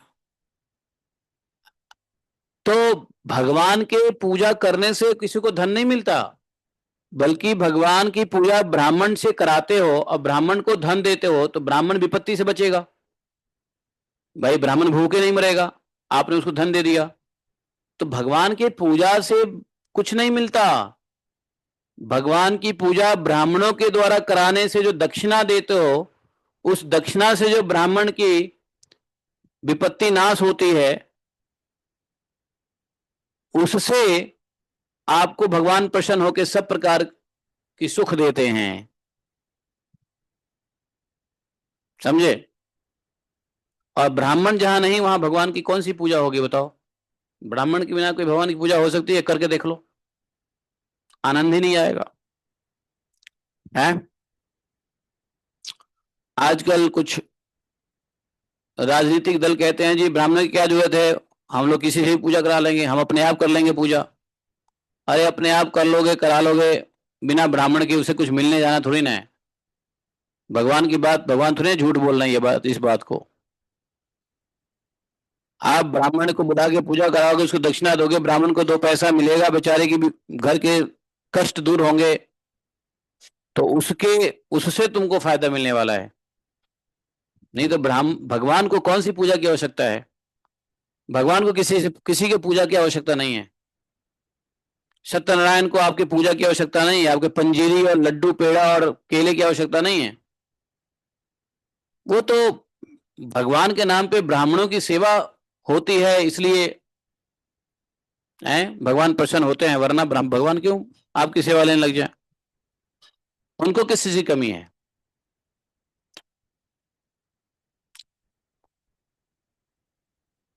तो बोले राजा पिता के समान सारी प्रजा का कष्ट से उद्धार करना चाहिए, राजा को पिता के समान उन्हें बचा लेना चाहिए, और गजराज दूसरे गजराज की रक्षा करता है, वैसे ही धीर होकर स्वयं अपने आप से अपना उद्धार करना चाहिए।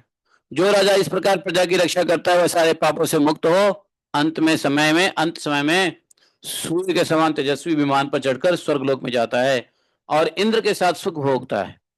यदि ब्राह्मण अध्यापन अथवा यज्ञ याग आदि से अपनी जीविका नहीं चला सके, अगर ब्राह्मण को पढ़ाने से, यज्ञ याग आदि करने से अगर अपनी आजीविका नहीं चलती है, तो क्या करेगा ब्राह्मण?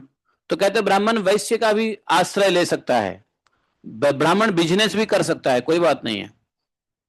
वैश्य वृत्ति जो बनिया करता है वो ब्राह्मण कर सकता है, यदि उसको पूजा पाठ कराने से और टीचिंग करने से अगर यदि उसका जीवन यापन नहीं चल रहा है तो। लेकिन जब तक विपत्ति दूर ना हो जाए तब तक ऐसा करे। विपत्ति दूर ना हो जाए, अगर विपत्ति दूर हो गया तो ब्राह्मण को बनियागिरी छोड़ देना चाहिए। बनियागिरी तब करे जब घर में खाने के लाला पड़ जाएं, लेकिन जब ठीक ठाक हो जाए स्थिति तो ब्राह्मण को छोड़ देना चाहिए बनिया वृत्ति। ये नहीं कि पूरे दिन पूरी जिंदगी अब व्यापार में ही लगे पड़े हैं। तो ये आपातकाल के लिए बोले कि वैश्य वृत्ति का आश्रय ले सकते हैं। और यदि बहुत बड़ी आपत्ति का सामना करना पड़े तो ब्राह्मण तलवार उठाकर क्षत्रियों जैसा भी अपना काम चला सकता है, क्षत्रियों की तरह भी, क्षत्रिय वृत्ति से भी ब्राह्मण काम चला सकता है यदि और बड़ी विपत्ति आ जाए तो। परंतु किसी भी अवस्था में, लेकिन ब्राह्मण को किसी भी कंडीशन में, किसी भी अवस्था में कुत्ते की वृत्ति नहीं करनी चाहिए, श्वान वृत्ति नहीं करनी चाहिए। किसी अवस्था में चोरी ना करो, ये सब मत करो, कुत्ते की वृत्ति मत करो। शूद्र की सेवा कभी नहीं करनी चाहिए ब्राह्मण को, चाहे वो भूखे क्यों नहीं मर जाओ। क्षत्रिय की सेवा कर लो, वैश्य की सेवा कर लो, लेकिन शूद्र की सेवा मत करो। इसी प्रकार यदि क्षत्रिय भी प्रजापालन आदि के द्वारा अपनी आजीविका का निर्वाह न करे, क्षत्रिय भी यदि अपने स्वभाव के मुताबिक आजीविका न कमाए तो वो बिजनेस कर सकता है, व्यापार कर सकता है, बनिया का काम कर सकता है। बहुत बड़ी विपत्ति हो तो शिकार के द्वारा अथवा विद्यार्थियों को पढ़ाकर अपनी आपत्ति के दिन काट दे। क्षत्रियो को पढ़ाना अलाउड है, विद्यार्थियों को पढ़ा सकता है अपनी आपत्ति विपत्ति के दिन काटने के लिए, लेकिन जैसे ही वो उसके दिन ठीक हो जाए छोड़ दो पढ़ाना, वो ब्राह्मण का कार्य है। परंतु नीचों की सेवा करना श्वान वृत्ति है, वो मत करना, कभी भी नीचों की सेवा मत करना। वैश्य भी आपत्ति के समय शूद्र की वृत्ति से अपना जीवन निर्वाह कर सकता है। अगर मान लो कोई बनिया है लेकिन उसको बिजनेस नहीं कर सकता है, वो तो नौकरी कर सकता है शूद्र की तरह, कोई दिक्कत नहीं है। और शूद्र चटाई बुनने आदि कार्य वृत्ति का आश्रम ले सकता है। परंतु उद्धव जी ये सारी बातें आपत्ति काल के लिए है। आपत्ति काल के समय बीत जाने पर सबको अपने अपने वर्ण के मुताबिक कार्य में लग जाना चाहिए। जब आपत्ति का समय बीत जाए तो निम्न वर्णों की वृत्ति से जीव को उपार्जन करने का लोभ नहीं करना चाहिए कि नहीं नहीं मेरा तो बिजनेस बढ़िया चलने लगा, क्यों बिजनेस को बंद करूं। नहीं, जब आपका विपत्ति खत्म हो गया तो छोड़ दो। गृहस्थ पुरुष को चाहिए कि वेद अध्ययन के रूप में ब्रह्म यज्ञ, तर्पण रूप पितृयज्ञ। अब गृहस्थ सुनो, गृहस्थ को क्या करना चाहिए? वेद का अध्ययन, ब्रह्म यज्ञ करना चाहिए। अभी हम लोग क्या कर रहे हैं? ब्रह्म यज्ञ कर रहे हैं ना। भगवान ने बताया ना यज्ञ नाम ब्रह्म, 5 यज्ञ होते हैं। 5 यज्ञ में सबसे श्रेष्ठ यज्ञ क्या बताया भगवान ने? ब्रह्म यज्ञ। ब्रह्म की क्या है? गीता भागवत रामायण का पढ़ना, यही ब्रह्म यज्ञ है। और क्या करना चाहिए गृहस्थ को? क्या हुआ? और गृहस्थ को क्या करना चाहिए मालूम है?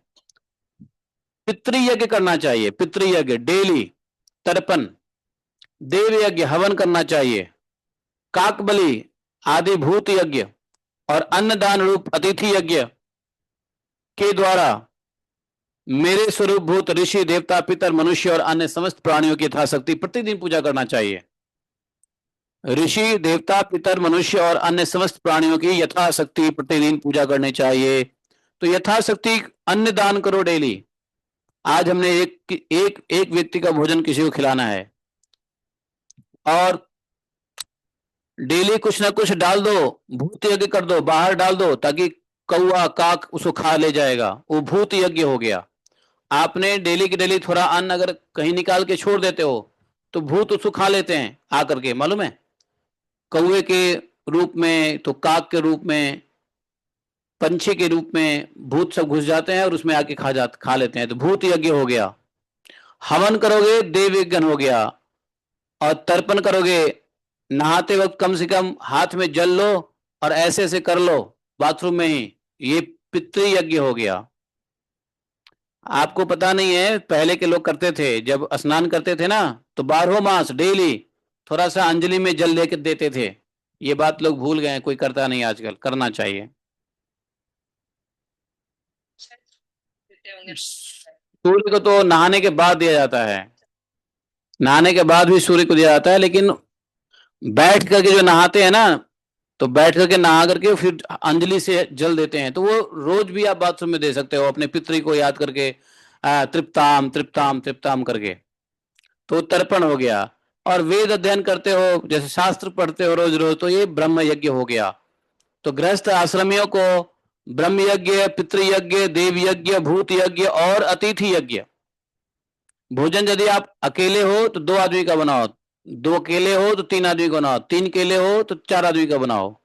एक व्यक्ति का भोजन शेष जरूर किसी को खिला दो, या घर में रखो कि कोई आवेंगे तो उसको खिलाया जाए। तो आपने रोज यदि अतिथि के लिए 2 रोटी छोड़ के रखते हो तो अतिथि यज्ञ हो जाता है। इसलिए कभी भी इतना नहीं बनाना चाहिए भोजन जो स्वयं खा लिया और बर्तन उधर माज के रख दिया, नहीं, इसे अतिथि का निरादर होता है। इसलिए थोड़ा सा ज्यादा बना, जरूर लो, थोड़ा अधिक ज्यादा नहीं, थोड़ा सा ज्यादा बना लो। यदि कोई अतिथि नहीं आते हैं तो उसको किसी को खिला दो, बाहर जाके किसी को दे दो, खा ले, अतिथि के निमित्त जो बना हुआ है। नहीं तो गाय को दे दो, जब कोई नहीं मिला, कोई नहीं आया खाने, जो बच गया तो गाय को दे दो, है कि नहीं। तो इस प्रकार से, और थोड़ा सा अन्न अगर साइड में निकाल सकते हो तो साइड में निकाल दो, भूत यज्ञ हो जाएगा। घर के बाहर कहीं थोड़ा सा अन्न छोड़ दो, घर के बाहर कोई एक थाली वाली रख दो जिसमें रोज थोड़ा अन्न डाल दो, उसमें कौआ हुआ आके ले जाएगा, चील खा के ले जाएगा, भूत यज्ञ। अब आप अब आप देखो, आपके ब्रह्म तृप्त हो गए, आपके पितर तृप्त हो गए, ऋषि तृप्त हो गए, हैं, देवता तृप्त हो गए, भूत तृप्त हो गए, और अतिथि प्रसन्न हो गए, तो क्या चाहिए आपको। सारे ऋषि देवता पितर मनुष्य और अतिथि, और भगवान स्वयं कहते हैं कि इस प्रकार से मेरी पूजा इन चीजों में करो डेली गृहस्थों को, है।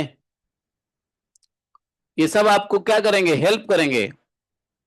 गृहस्थ पुरुष अनायास प्राप्त और शास्त्रोक्त रीति से उपार्जन अपने शुद्ध धन से अपने भृत्य आश्रित प्रजाजनों को किसी प्रकार का कष्ट न पहुंचाते हुए न्याय और विधि के साथ ही यज्ञ करें।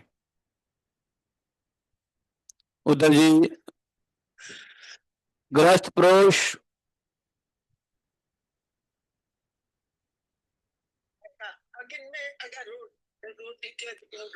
वो तो है ही, अग्नि में डाल दिया तो देव यज्ञ हो गया, सही बात है। पहले माताएं ऐसी करती थी, चावल पकाया, थोड़ा अग्नि में डाल दिया 2 दाना। हाँ, हाँ, लेकिन आजकल की महिलाएं ना अपने चूल्हा को खराब ना होने से बचने के लिए कुछ नहीं करते हैं, वो सोचते हैं चूल्हा खराब हो जाएगा।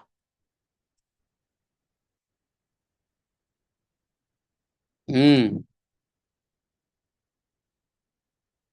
अच्छा सुनो, भागवतम सुन लो, ये सब, अच्छा ये सब बात छोड़ो, भागवतम सुन लो। प्रियोद्धा, गृहस्थ पुरुष कुटुंब में आसक्त न हो। देखो क्या कह रहे हैं, गृहस्थ को अपने रिश्तेदारी में आसक्ति नहीं करनी चाहिए। आप कहोगे कि तो किसको करना चाहिए, किसी को नहीं करना चाहिए। गृहस्थ पुरुष को कुटुंब में आसक्त नहीं करना चाहिए, समझे। किस में आसक्ति करें, गृहस्थ तो आसक्ति का पुंज है, आसक्ति का खजाना है, किस में आसक्ति करें, तो संतों में आसक्ति करो, भक्तों में करो, अपने कुटुंब में मत करो आसक्ति। पूरी दुनिया रिश्तेदारियों के चक्कर में पागल है, अपनी जीवन तबाह कर रहा है, समझे।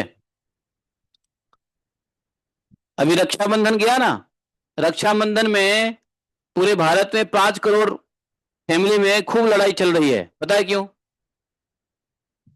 रक्षाबंधन के त्योहार में और डांडिया के त्योहार में, ये सब त्योहार में गुजरात में डांडिया के बाद खूब लड़ाइयाँ होती है परिवारों में, रक्षाबंधन में खूब लड़ाइयाँ होती है पत्नी पत्नी के साथ।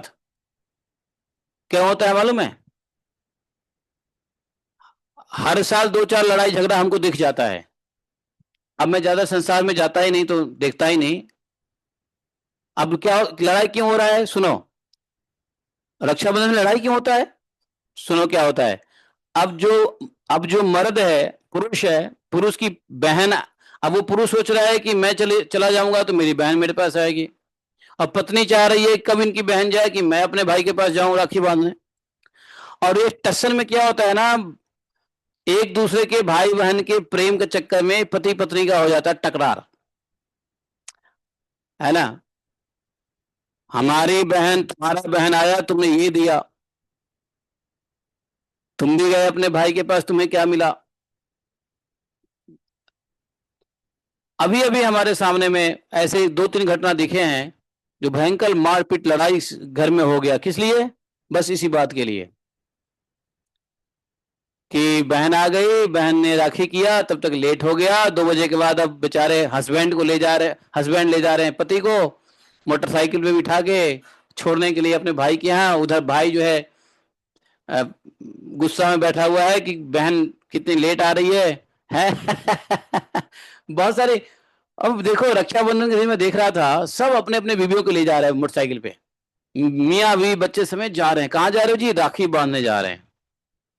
कोई दो दाएं से बाएं जा रहा है, बाएं से दाएं जा रहा है, कोई पूरब से पश्चिम जा रहा है, उत्तर से दक्षिण जा रहा है, कोई दक्षिण से उत्तर जा रहा है। बड़ी हलचल थी रक्षाबंधन में। और इसी चक्कर में पतियों से मनमुटाव, पति पत्नी में झगड़ा लड़ाई मनमुटाव। क्यों? हमारा भाई हमारा बहन, हमारा भाई हमारा बहन।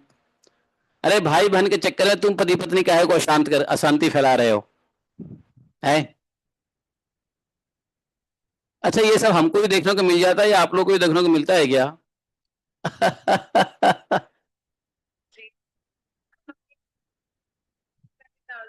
है?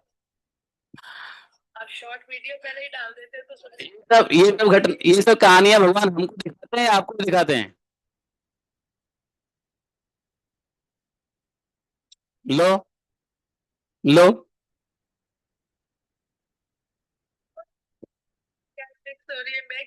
बताओ। तो ये रक्षाबंधन तो ऐसे, अरे तो ये संसारी त्योहार है, ये संसारी त्योहार है, संसारी त्योहार में लड़ाई झगड़ा होगा ही होगा। संसारी त्योहार को मनाओगे, मनो मनो मनो उत्सव को मनाओगे, ये तो मनो उत्सव है, मन से बनाया उत्सव है, कोई उत्सव है? है? सबसे सुखी हम है ना, हमारे यहाँ कोई आया ना हम किसी के यहाँ गए, मजा आ गया। हम गए मंदिर में, सुभद्रा जी ने बांध दिया हमको राखी। देखो ये जगन्नाथ बलदेव सुभद्रा जी के मंदिर में सुभद्रा जी ने बांध दिया, है ना, अभी तक देख लो।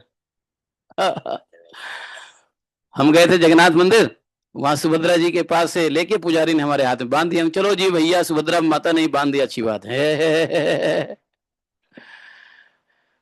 तो ये लड़ाई झगड़ा देखने को मिलता है, बताओ क्या फायदा है?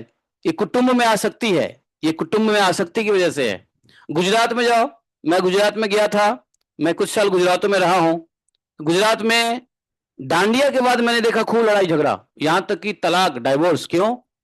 डांडिया में नाच रहे हैं, अगर पति ने देख लिया कि मेरी पत्नी ने किसी के साथ ठुमका लगा दिया, बस उसका मुंह बन गया। घर पे आने के बाद, बड़े ठुमका लगा रहे थे उसके साथ। अरे भाई, जब नाचने तुम किसी के साथ नाचे तो कोई दिक्कत नहीं, तुम्हारी पत्नी किसी के साथ ठुमका लगा दे तो दिक्कत हो रही है। गुजरात में मैंने ऐसे लड़ाई झगड़े देखे हैं। और यहां तक कि मेरे पास लोग आए काउंसलिंग के लिए, प्रभु जी जरा समझाइए, समझाइए इसको। हमने कहा भैया ये तुम छोड़ दो ये पर्व त्योहार।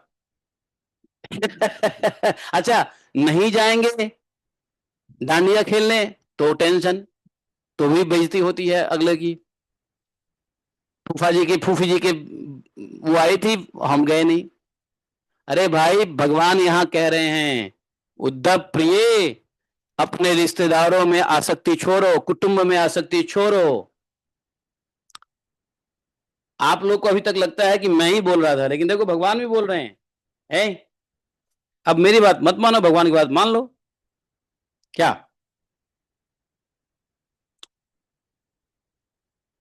कुटुम्बेशु, मैं भगवान की शब्दों में बता रहा हूं, कुटुम्बेशु न सज्जेत, न प्रमादेत कुटुम्बपि, विपश्चितन नश्वरम पश्चेत दिष्टमपि दिष्टवत।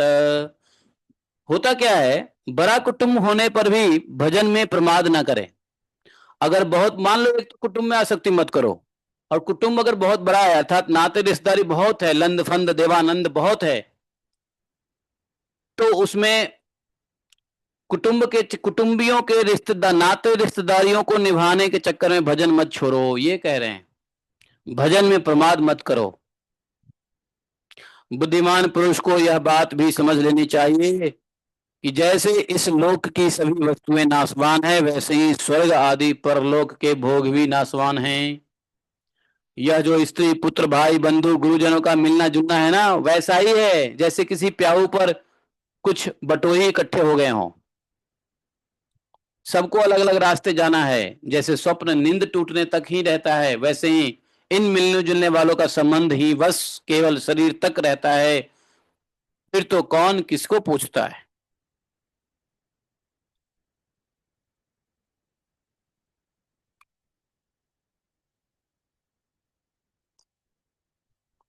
गृहस्थ को चाहिए कि इस प्रकार विचार करके घर गृहस्थी में फंसे नहीं।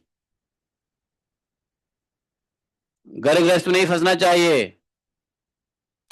उसमें इस प्रकार अनासक्त भाव से रहना चाहिए कि मानो कोई अतिथि निवास कर रहा हो। अपने घर में भी अतिथि की तरह रहो कि एक दिन जाना है, एक दिन निकलना है। जो शरीर घर पुत्र धन में अहंकार और घर में ममता नहीं करता, उस गृहस्थी के फंदे उस घर गृहस्थी में फंदे बांध नहीं सकते। बताओ, अगर अगर अहमता ममता गृहस्थी में नहीं है, शरीर में नहीं है, तो घर गृहस्थी के फंदे नहीं में नहीं फंसेगा। भक्तिमान पुरुष गृहस्थ उचित शास्त्रोक्त कर्मों के द्वारा मेरी आराधना करता हुआ घर में ही रहे, अथवा यदि पुत्रवान हो तो वानप्रस्थ आश्रम में चला जाए या संन्यास आश्रम को स्वीकार कर ले। प्रिय उद्धव, जो लोग इस प्रकार का गृहस्थ जीवन न बिताकर घर गृहस्थी में ही आसक्त हो जाते हैं, स्त्री पुत्र और धन की कामनाओं में फंसकर हाय हाय हाय करते रहते हैं, मूर्तावश स्त्री लंपट और कृपण होकर मेरी के पड़ जाते हैं, वे सब बंध जाते हैं। कौन बंध जाता है? जो घर गृहस्थी में आसक्त हो जाता है, स्त्री पुत्र और धन की कामनाओं में फंस कर हाय हाय करता है, मूड बेवकूफी बस अज्ञानतावश स्त्री लंपट हो जाता है और मैं मेरे के फेरे में फंस जाता है। ये सब बंधन है, बंध जाते हैं सब के सब। वे सोचते रहते हैं हाय हाय मेरा माँ बाप बूढ़े हो गए, पत्नी के बाल झड़ गए, पत्नी के बाल उजले हो गए, बच्चे अभी छोटे छोटे हैं, मेरे रहने पर ये दिन है, मैं नहीं रहूंगा तो ये बच्चे और मेरे पत्नियां क्या क्या होगा, अनाथ हो जाएंगे, दुखी हो जाएंगे। है मेरे बूढ़े माँ बाप का क्या होगा, है है मेरे इसका क्या होगा, मेरे उसका क्या होगा। फिर इनका जीवन कैसा रहेगा? ऐसा सोचते हैं कि मेरे नहीं रहने पर है मैं ही इंपॉर्टेंट हूँ, मुझे रहना पड़ेगा, मुझे जीवित रहना पड़ेगा, मुझे काम करते रहना पड़ेगा, मैं काम नहीं करूंगा तो बच्चों को कौन खिलाएगा। इस प्रकार घर गृहस्थी की वासनाओं से जिसकी चित्त विक्षिप्त हो रहा है, वह मूढ़ बुद्धि पुरुष विषय भोगों से कभी तृप्त नहीं होता। विषय भोगों में ही उलझकर अपना जीवन खो बैठता है और मरकर घोर तमोमय नरक में जाता है। नारायण नारायण नारायण। नरक, मनुष्य शरीर मिला था, ब्राह्मण का शरीर मिला था, और फिर भी है घर गृहस्थी में आसक्ति हो रही, कहाँ जा रहा है? तमोमय नरक में जा रहा है। काहे को ऐसी आसक्ति करना? माँ बाप बूढ़े बच्चे हैं,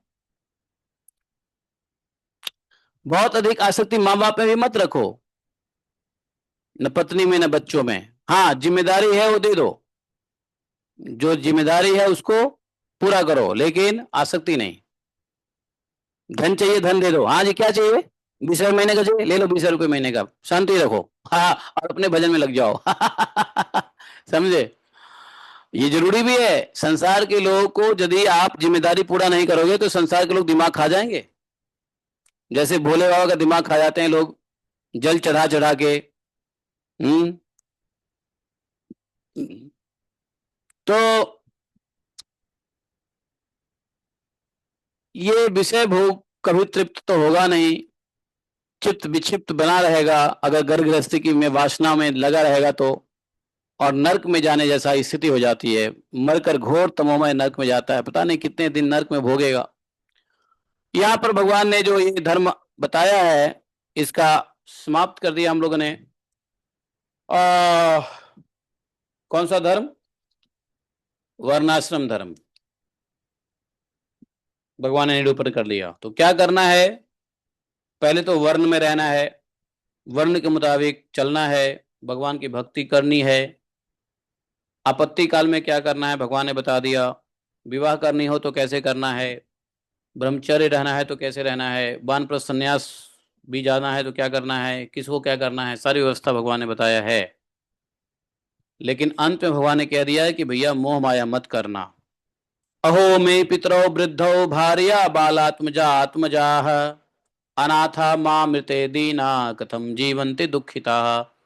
माँ बाप को भी बच्चे में नहीं और बच्चे को माँ बाप में भी नहीं, भैया अपना अपना देखो। पहले क्या होता था, माँ बाप बच्चों को 5-6 साल में गुरुकुल भेज देते थे। बच्चा उधर से 25 साल में 20 साल में आ रहा है गुरुकुल से, इधर माँ बाप हो जाते थे 51। तो जब बच्चे आते थे तो माँ बाप का टाइम हो जाता था वन में जाने के लिए। तो किधर रहेगा बताओ ममता। थोड़ा 5 साल 6 साल बच्चों के साथ आनंद ले लो, उसके बाद क्या आनंद है।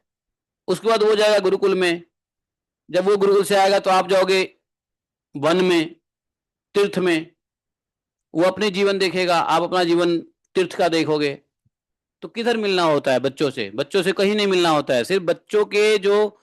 इसलिए बच्चे लोग बहुत ज्यादा प्रेम, बच्चों से बहुत आनंद मिलता है सिर्फ 5-6 साल तक, 7 साल तक मान लो, 8 साल तक मान लो।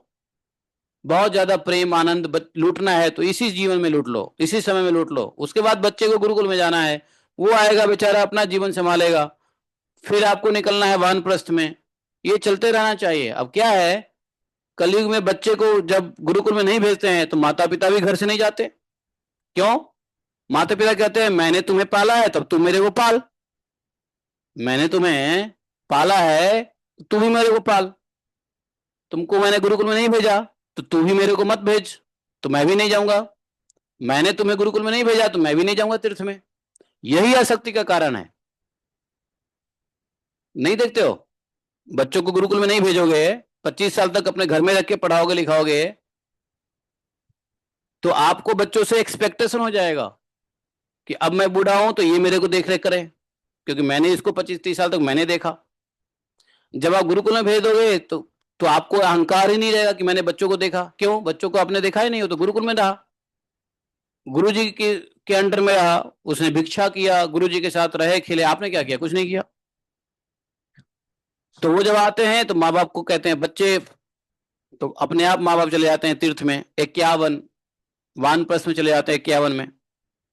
ठीक है, जब आपकी आयु 50-51 की हुई तो बच्चे 25 साल के हो जाएंगे।